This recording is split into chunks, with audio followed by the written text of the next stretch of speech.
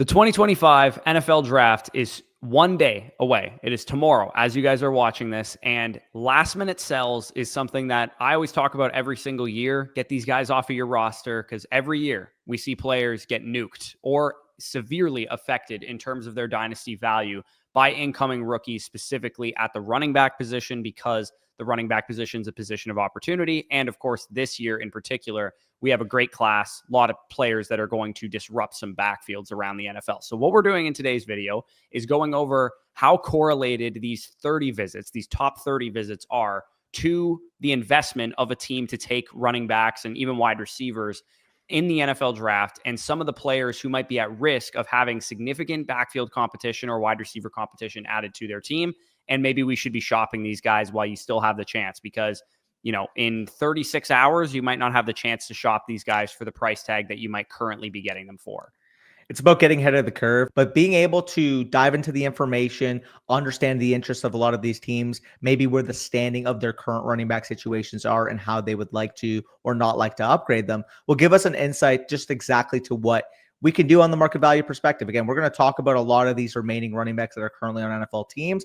And if they visit, as you'll get into the data in a second, with a ton of running backs in the pre-draft cycle, it usually lends them to the fact that they will select one, if not in the first 3 rounds, at the very minimum in the first 4 rounds of the NFL draft.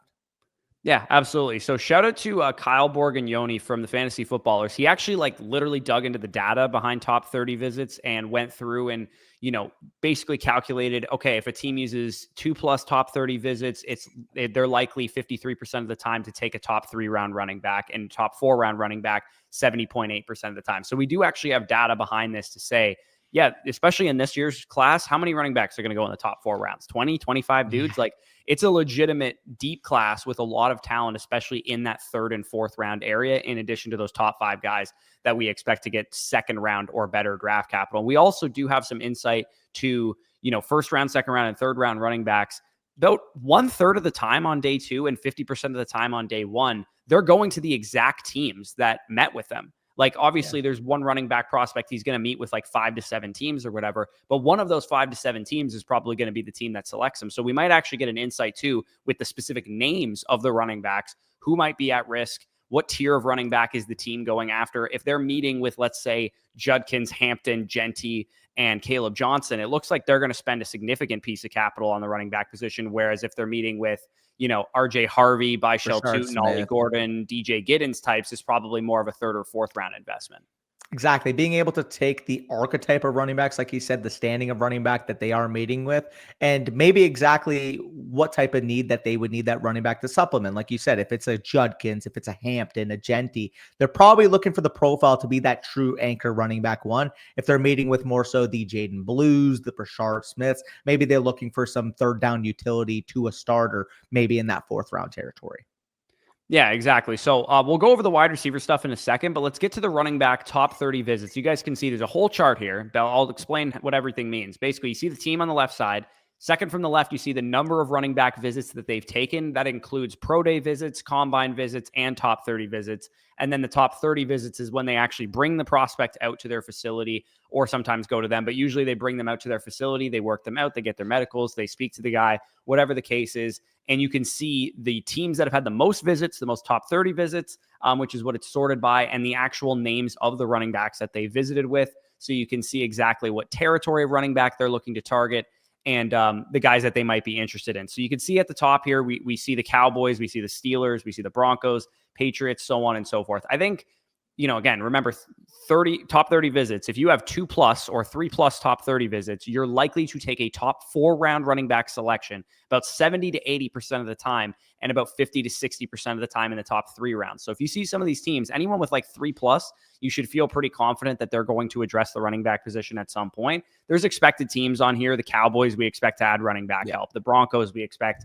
to add running back help. The Raiders, we expect to add running back help. And therefore, they don't really have anybody, nobody's excited about Audric Estime right now. Nobody's excited about Javonte Williams right now. For the most part, we expect those guys to get nuked by whatever rookie ends up on that team. But there are some guys that have value on the open market that I would consider to be sells based on this information. And the first one up top is DeAndre Swift, who we've talked about on numerous occasions. Yeah, and I think this is the very easy one, especially if you've been listening to us for really the last few months. The moment that Ben Johnson came, people wanted to instantly make the connection. Well, DeAndre Swift played for him in Detroit, has that familiarity. Ben Johnson knows what he wants to get out of DeAndre Swift. DeAndre Swift's going to have this massive year. Ever since that happened, and what we were pointing at the time, well, Ben Johnson was the one that literally shipped DeAndre Swift out of Detroit. Since then, there have been huge rumblings that they are all in on Ashton Genty. And as you can see from some of these visits, Genty, Hampton, Caleb, those are three of the consensus top 5 or 6 running backs in this class. They have 2 second-round picks as well. If they don't take a running back at 10, whether it's 39, whether it's 41, I do expect one of those main 3 running backs listed there to be a member of the Chicago Bears after the NFL draft. Yeah, and they've also, Swift specifically has been floated out there as a potential trade candidate by the Chicago Bears, and we will be talking about his 4th NFL team in 5 years as well. Yeah. So I think there's a very good shot. You might be like, oh, get him out of there, get him to a new team. He could be a workhorse somewhere else. It's like, I think when your, 3rd NFL team gives up on you, you're probably not likely to be a workhorse with another team at that point in time. The best case scenario for Swift would be that the Bears don't address the running back position, or they address it very, very late in the draft, and it is his backfield to go along with like some Roschon Johnson mixed in or whatever. So if you guys have Swift, I can't imagine you think he's worth like a shit ton on the open market right now, but some of the trades, courtesy of the Flock Fantasy Trade Finder, which is a free tool that you guys can check out on our site, which is linked down below in the description. You can type in a player's name like DeAndre Swift, and you can see real trades that are happening in sleeper leagues, ESPN leagues, and so on. You could see DeAndre Swift plus the 308 gets you up to a Jayden Reed, a more secure asset, somebody who can actually hold some value. DeAndre Swift plus 201, use that to trade up in the rookie draft, get to 109 and 203. I would do that just for the 109 straight up, to be honest. Easily. And then DeAndre Swift, if you wanted to swap him into somebody a little bit different, a Rashad Bateman type, if you're in a deeper PPR league, maybe best ball formats, he'd be interesting. Probably a bit of a wash on that deal. And then if you wanted to take the swing on like a Jonathan Brooks, I wouldn't really blame you for something like this. But generally, I would say look for any second round capital, whether it's 20-25 seconds, 26 seconds.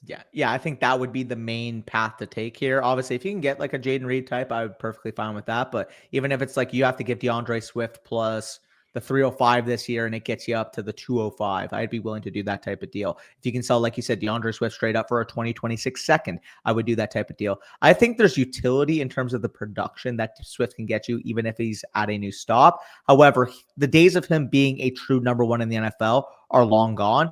And if that isn't evidenced by the fact that Ben Johnson in 2 separate stops has literally shipped him out, it should be after he ends up doing it again.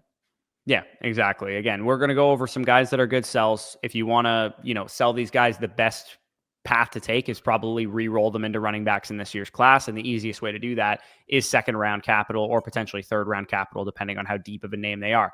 Jaylen Warren, also another name that is probably a good sell right now, considering not only the Pittsburgh Steelers have tied for the most visits overall, but they had 10 top 30 visits. I don't know what the hit rate is on top 30 visits of 10 plus having a top 3 round running back, but I imagine it is probably 100%. So Giddens, Sampson, Tootin, Ollie Gordon, Blue, Caleb Johnson, Hampton, RJ Harvey, Phil Moffitt, Quinshon Judkins, and Trevion Henderson. I mean, between all those names, you're talking 8 of the top 12, 15 running backs in the class. Like the Steelers appear to be poised to take a running back either on day 1, on day 2, or at least probably before the end of the 3rd round, I would imagine. Yeah, and it makes sense. Again, I think Jaylen Warren, what he is able to do as a space back makes a ton of sense.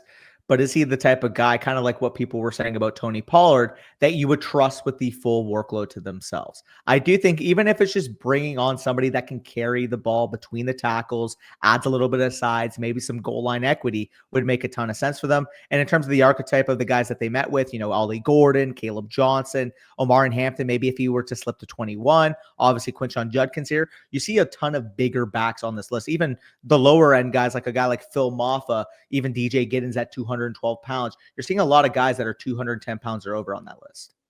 Yeah, exactly. The way to ask yourself the question, if you roster Jaylen Warren in a lot of leagues or in a league and you're wondering if you should sell him or not, ask yourself the question, if the best case scenario happens, let's say Ollie Gordon in the 5th round is all that they add to this backfield, does Jaylen Warren gain any value from what he has right now? Because he's probably worth about a late 2nd round pick, I would say, for a contending team, maybe looking for some running back depth. If they add Ollie Gordon, he's going to be worth the same amount, more or less, I would say. And he might even lose a little bit more value than a late 2nd round pick and be worth an early 3rd rounder. Yeah. The worst case scenario is that they draft Amari in Hampton and he's worth basically nothing. He's like a mid-third, late third round caliber asset because now all he is just a handcuff to Amari in Hampton. Yeah, and I think, again, I like Jaylen Warren, the player, and if he did decrease in cost after the NFL draft because they added somebody like this, he's actually somebody that I'd be willing to buy back into. But just off the risk level, the fact that they've met, like you said, 10, 30 visits with the running back position, that is more than the Cowboys, the Broncos, who have been vocal of them needing a lead ball carrier. I mean, the Broncos have kept it the worst kept secret in the NFL so far. The Cowboys have literally been mocked a running back since week 4 of the NFL season. Those are teams that we knew needed running backs bad, and yet the Steelers have 3 more top 30 visits than even the Cowboys and 5 more than the Broncos. Yeah, and if you look at the trade finder, again, 26-2, if that's what you can get for Warren, that'd be great. Any 25-second, that would be great. Christian Kirk, if you need to pivot to a wide receiver who's got a little bit more of a shelf life, I think that would be fine. This trade is the type of trade I would love to do if I had tons of guys like this, like a Rhamondre Stevenson, Jaylen Warren, Jacoby Myers. Go up and get yourself a better asset in the 109, 309. And then Jaylen Warren, if you're getting offered is the 309, 312, I think you'd be okay if you wanted to hold Warren in that situation. But even re-rolling for 2 late thirds in this class, you could probably hit on other running backs from that area of the draft. So Warren, definitely one of these guys you want to be shopping. And I just mentioned Stevenson. He's the next guy that you might want to be shopping because not only is the threat that the Patriots might take Genty 4th overall a possibility, I would say they're probably likely to take Will Campbell at this point in time. But the Patriots are also meeting with a lot of running backs. You see they have 5 top 30 visits. So again, that's top 3, top 4 round running back 80+% of the time. And they're meeting with guys that are probably going to go in that 3rd, 4th round range, like RJ Harvey, a Dylan Sampson, maybe not a Jordan James, Ollie Gordon. I think they'd be a bit of a stretch to go in that 3rd, 4th round range potentially. But who knows? If they have high grades on the players, they could go as high as that. This running back class is going to be a pick your flavor running back class anyway. Some running backs might be 6th round talents to some teams and 4th round talents to other teams. So for Rhamondre Stevenson, I mean, the last coaching staff got sick of him to the point that they tried so hard to give Antonio Gibson a full workload and couldn't do it. And Stevenson, despite how much money he makes, has really only had one good year. In 2022, he was an RB1 in fantasy. And other than that, he's been injured, banged up, not efficient, fumbling the ball, that kind of stuff. So I think if you have Stevenson and you're thinking, oh, he has a big contract, he'll be set, he'll be ready to go. Love Drake May and all this kind of stuff. Like we love Drake May too, but I think it's very, very clear they're going to add somebody to the backfield, whether it's a 2nd round Judkins or a 3rd round Harvey or a 4th round Jordan James. I think whatever they add to the backfield will affect Rhamondre's value. Yeah, I would agree as well. A couple notes too with the archetype of backs that they have been meeting with, specifically those first 2 on the list. If they were to select one in the 3rd round, RJ Harvey, big threat to catch into Rhamondre Stevenson's receiving workload. Same thing with Dylan Sampson.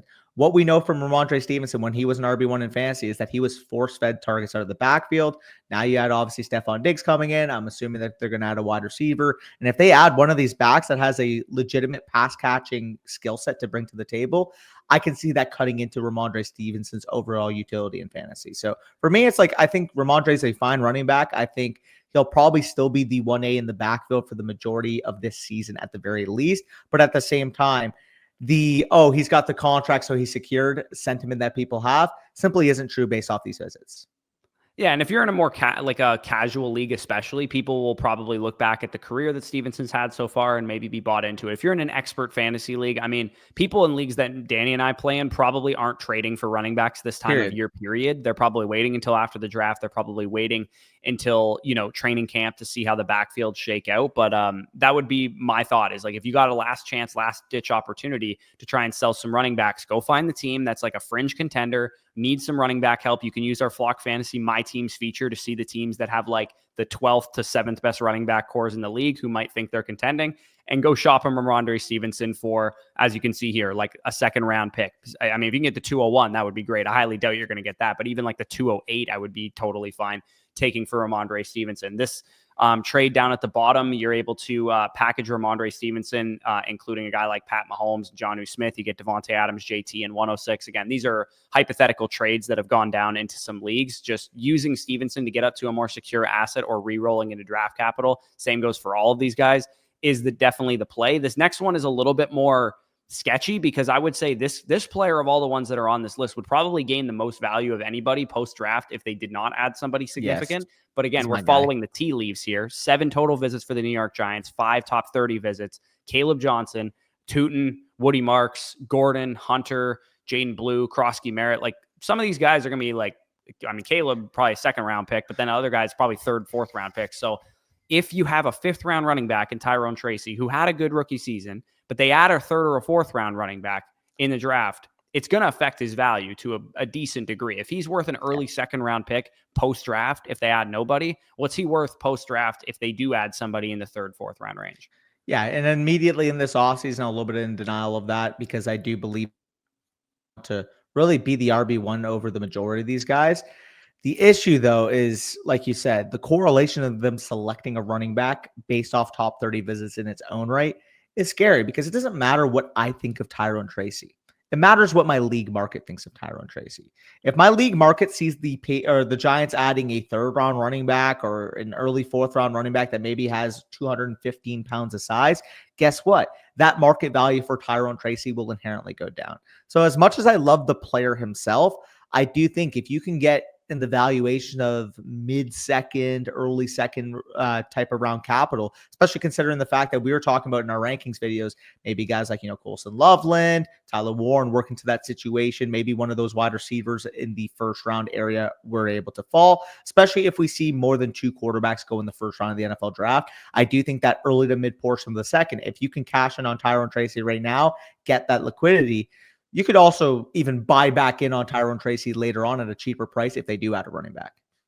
Yeah. I think I tend to lean towards that kind of side of things is like, if you can offload him now to mitigate that risk, go ahead. But if you're forced to hold him and they do add a third round by Shell Tootin or whatever, then you're probably going to be at a point in time where he's now worth a late second round pick or even maybe less than that. And you're able to buy him back at that point. I think the trade at the bottom is the perfect example of something that I would do with Tracy if I had him, which is Tyrone Tracy plus the 208 to get to the 201 and 309. You move yourself up 7 spots in the second round of the draft, like you said, get up to that Loveland, Warren, Matthew Golden, Caleb Johnson, one of the quarterbacks range. You're going to feel a lot better about the asset you're getting there versus the 208. And you also get a 309 back to take another swing and find the next Tyrone Tracy, because that's about where he was going in rookie drafts last year. So Brian Robinson, another guy that I feel a little bit sketchy about. The Commanders have done decent amount of homework, especially on these other guys too, like the Tootins and the Calebs and all those types of guys as well. So with the Commanders, you're looking at a team that has a lot of,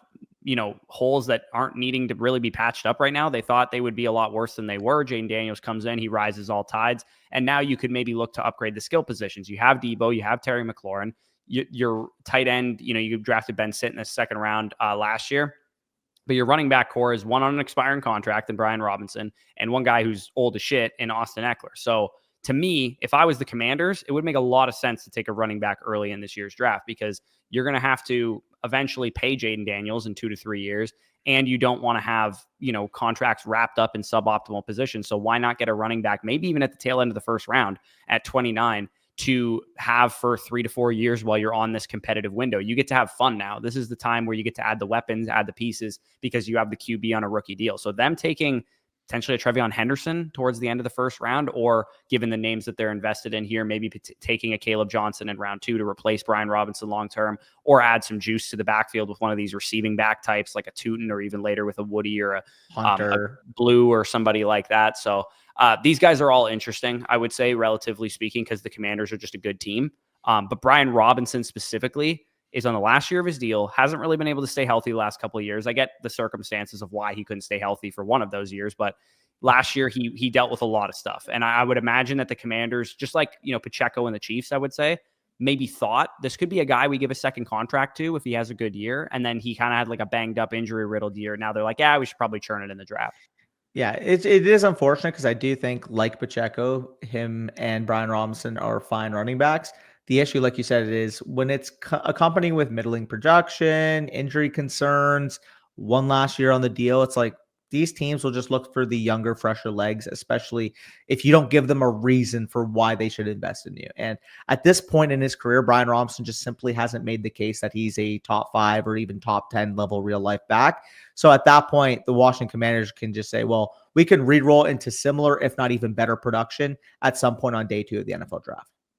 Yeah, you have, 4th round Byshell Tootin. I just looked up a mock draft of the Commanders. They have the 61st pick, which could be like Caleb Johnson, who they worked out. They could definitely take him there. And then they also have, a mid-4th that they could take a Byshell Tootin or somebody like that in that area of the draft. So he's definitely at risk of getting nuked. Again, what is the upside scenario of Brian Robinson? He's probably worth a mid to late second rounder in August or September when we know what the backfield situation is, versus now that's what you're going to get for him on the open market without the risk that he could have a significant piece to his backfield added. I think Brian Robinson's a good player, but there's no reason to hold a player like this at this point in time. If you can offload it, and again, it might be tough now that in sharper dynasty leagues, you try and offload a running back this close to the draft. They might just tell you, hey, I'm just going to wait till after the draft and see what happens with this backfield. Which is what they should say. Which is what they should think. But if they're a casual and they're thinking, oh, I need 3 more running backs to be competitive this year, then take advantage of that. The final guy here, I think, is a little bit more applicable to veteran dynasty leagues versus,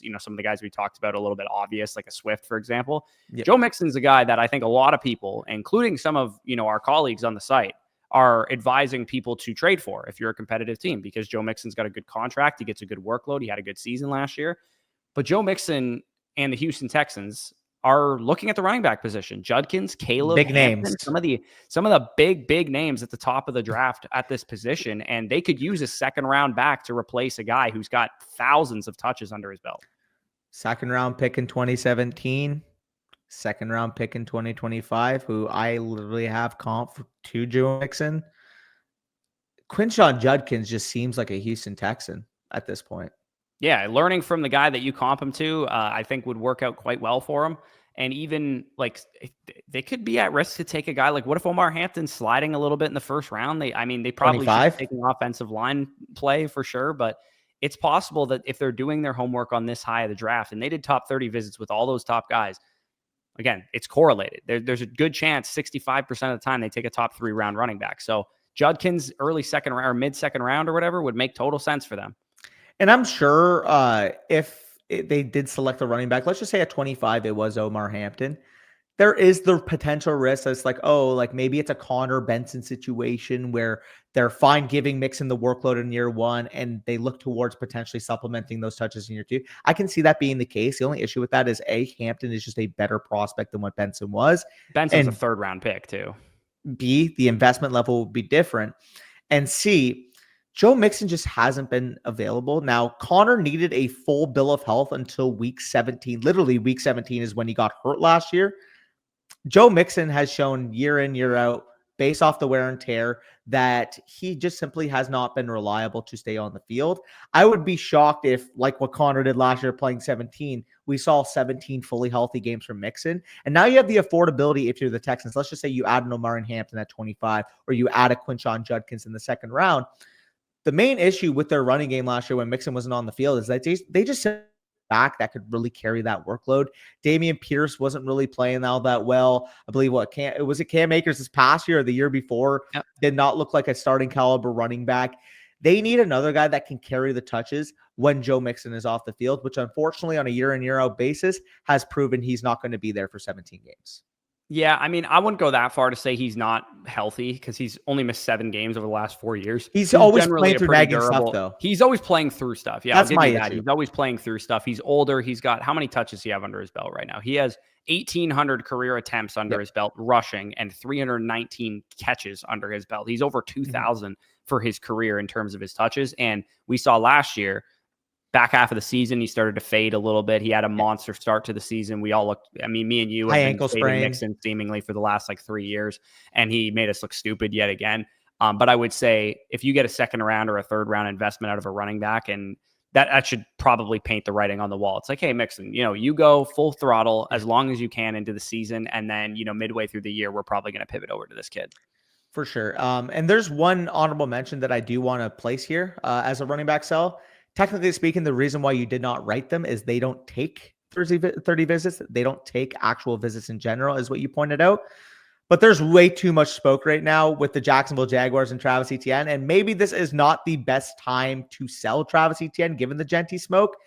But if they do draft Ashton Genty, Travis Etienne will lose even more value. That's kind of how I look at it. If you can escape for second round price tags right now, which is assuming about the going rate for Travis Etienne, even if they didn't add Genty, how much more valuable can you get than that?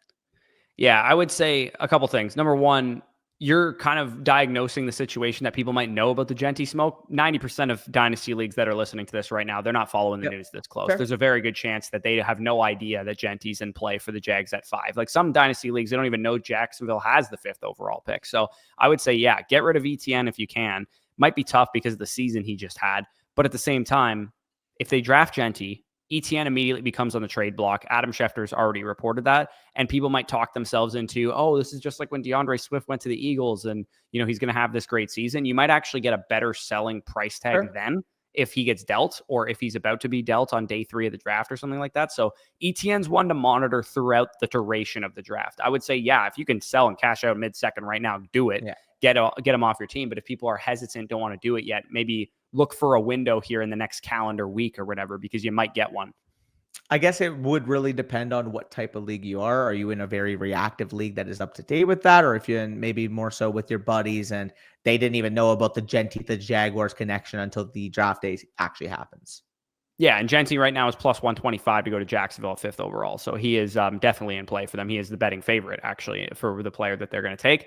Pivoting into the wide receiver position, because this is less important, I would say. It's less correlated, as you can see, top 30 visits to actual direct match of the player going to the team. Part of it is because more wide receivers get drafted.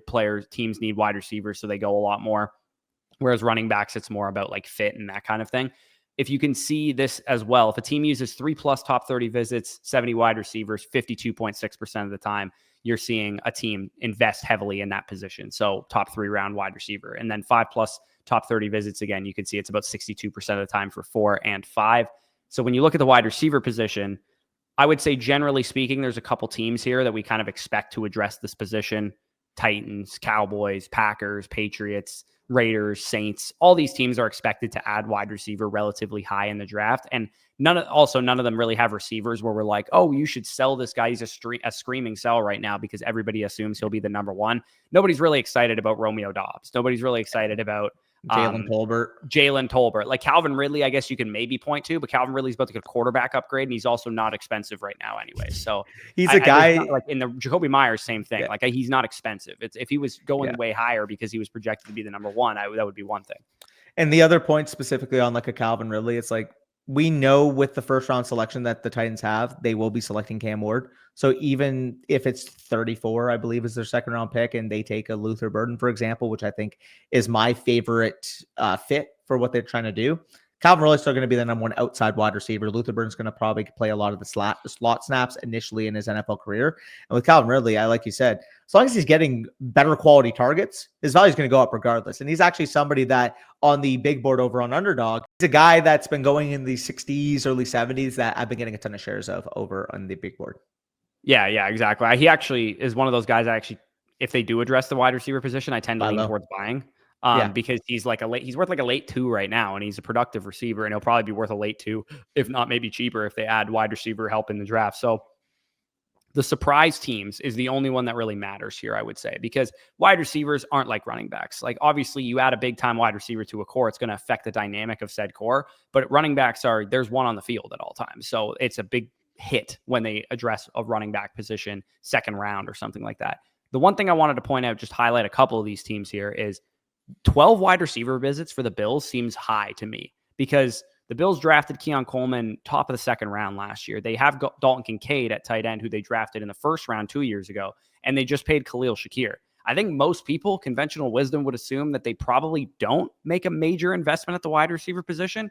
But when you look at the actual like players that they're meeting with and the amount of visits, the sheer amount of total visits that they've done, I mean, they're meeting with Matthew Golden, who they could, I doubt he'll be there on the board for them, but he could definitely make some sense. I mean, Torrey Horton, Restrepo, Royals, some of these guys, probably second, third round picks.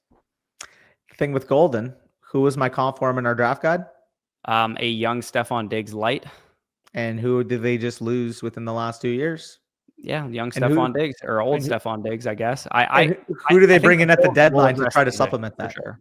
Well, I was just going to say, too, if they did select Golden in the first round, again, I'm not expecting him to even be there, but they also brought in Amari Cooper at the deadline to supplement the Diggs type of role. So if they got a Golden, you have Keon Coleman with the big body, you have Shakir playing your spot. I can see why, if they were to select a receiver in the first round, it would be somebody that is profiled like a Golden. Yeah, like let's say whoever they take is a hit.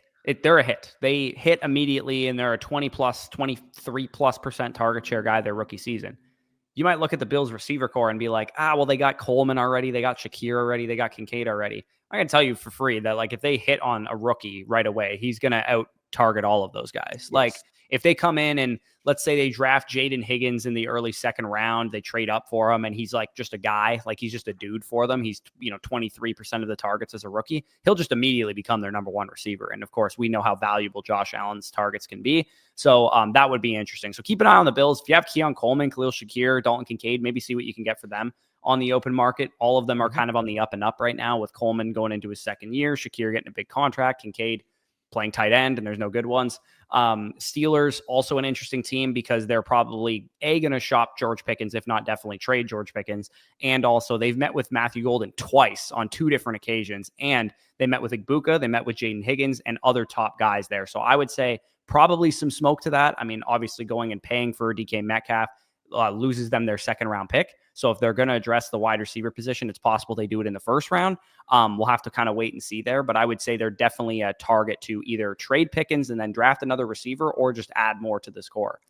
Yeah. A couple other notes I noticed here. A lot of the, the visits with the Raiders specifically are very interesting. McMillan, Jalen Noel, and you have Arian here. Who's that referring to? Arian Smith. Arian Smith. My apologies. Yes. So the one thing, first and foremost, maybe Tet McMillan isn't out of play for them at 6 overall. I noticed that right there. The other one is if they don't select a Tet McMillan at number 6 overall, they do secretly need another wide receiver. Like Jacoby Myers is the one there, but ideally, if you can get a young guy with some upside, Jacoby Myers can now become that 2, operate from the slot. You do have Brock Bowers in town there. Maybe even a Luther Burton in the second round could be one of the more shocking, fun fits we see on day 2. Yeah, and I think the Commanders are interesting just because they've visited total with 8 receivers, which is the third most of any team. And I think many people would probably assume they're good at that position, at least from the immediate short term with McLaurin and Deebo Samuel. But they've met with quite a few guys. They met with Trey Harris, Jaden Higgins, Ty Felton, and Daquan Felton. So 2 Feltons. Restrepo. Like, they've met with a lot of guys here. So it's very possible, I think, that they'll address the position in the second or the third round with one of those dudes, and they would probably be an interesting fantasy option considering Deebo's old. Maybe he's washed. Terry McLaurin's a little bit older too. So the Commanders are a team to peek on, and maybe, I don't know, would Jaden Higgins being a second round pick to the Commanders give you any significant pause on Terry McLaurin or Deebo Samuel, just out of curiosity? Not from a redraft perspective, but specifically if we're talking about it like we are from a dynasty frame, I do think so, because Deebo Samuel has battled his own fair share of injuries. Obviously, they got him for very cheap. I'm assuming that that's not a long-term cap figure they're going to want to keep on their books, especially if they draft a receiver. It'd more so be anti-Deebo than it would be anti-McLaurin, because I do feel like McLaurin, for the most part, Washington, they're feeling for him, franchise player. They got him like where they did in the draft, obviously late in the draft. He's developed into one of the better wide receivers in the league. I just think the trust level and the respect level that they have for Terry, I think he's going to be a Commander for life. Yeah, that was pretty much all I had on the wide receiver position. Again, like I said, every other team that's met with a lot of receivers, we expect to address the wide receiver position already. So it's not like there's any inflated assets on the dynasty market going there. One tight end note I wanted to point out, there was only one team that met with more than 3 tight ends, and it was the Denver Broncos. They met with 5 of them, and it was Loveland, Fannin, Taylor, Helm, and Ferguson, which are 5 of the top 8 tight ends in the class, according to our tight end rankings that we did yesterday. So, I mean, looking at what Evan Engram got there, if you guys can shop him right now, because they might add a top 2-3 round tight end to the mix, I would say definitely, if people are excited about Evan Engram, maybe try and shop him. That would be the one tight end takeaway I had from the visits. To Galaxy Brain for a second. Again, this is what we're about here. We're trying to predict what could happen on draft day. The Loveland one is very interesting because I'm not sure if you've seen that there's been recent reports that the Denver Broncos will try to be aggressive and trade up. And we have heard reports that both Loveland and Warren will go earlier than expected. I could totally see the Broncos from 20, maybe moving up to the 11, 12, 13 range between the 49ers, the Cowboys, and I believe the Miami Dolphins to try to actually go up to get Colson Loveland in fear of the Colts potentially taking him at 14. Yeah, that's definitely a possibility too. And I'm just skimming through the quarterback position too, like what teams have met with, Milroe and stuff. And it appears it's like everybody that's been reportedly interested in him. The Saints have met with him. The Giants have met with him. The Browns have met with him. The Rams sneakily have met with him as well. The Seahawks have met with him, which is also an interesting landing spot he could go to. Steelers have met with him. Jets have met with him too. I think everybody that you would have expected would meet with a guy like that. And I just want to check Dart as well, just because these are the two guys specifically that we kind of don't expect to go in the first round, or at least it's less likely that they go in the first round than Shadur Sanders. The Steelers have met with Dart. Cowboys randomly have met with Dart. And the Browns have met with Dart. So we've heard like, oh, the Giants are enamored with him. It's like, well, they haven't reportedly met with the guy. So maybe he's the one that's going to slide into round 2, which is why he is not attending the draft anymore. He was originally going to, and now he isn't. So that was kind of like the visits update of what you guys can expect tomorrow. Of course, we will be live all 3 days of the draft, kicking off at 8 p.m., I believe, tomorrow night. And then, of course, we'll be live for day 2, and we'll be live for maybe a couple of hours on day 3 until like, I don't know, the end of the like 6th round or 5th round or something like that. But going to be a lot of fun. Join us for the live stream. Danny hopefully doesn't get too hammered like he usually does. I wouldn't bat an eye if I did. Of course, he would not bat an eye if he did. And if you guys want to follow along with everything going on during the draft, like we will be updating our dynasty rankings, updating our rookie rankings, updating the draft guide, updating the prospect model throughout each day of the draft, essentially. And if you guys are sickos, like we're sickos, and you have your rookie draft starting immediately after the draft, maybe Saturday night or Sunday morning or something, our goal is to make sure that the draft guide, the prospect model, the rookie rankings, the dynasty rankings, all that stuff is up to date by Sunday morning, Sunday afternoon at the latest, so that you guys are not screwed and you have early dynasty drafts. If you guys are normal and you wait a week or wait 2 weeks until the dust settles, then you will be well covered in advance, and we'll have a ton of content surrounding rookie drafts for you. So if you guys enjoyed this video, leave a like, subscribe, all that good stuff. Check out the site, like I said. But with that being said, peace out. We'll talk to you soon.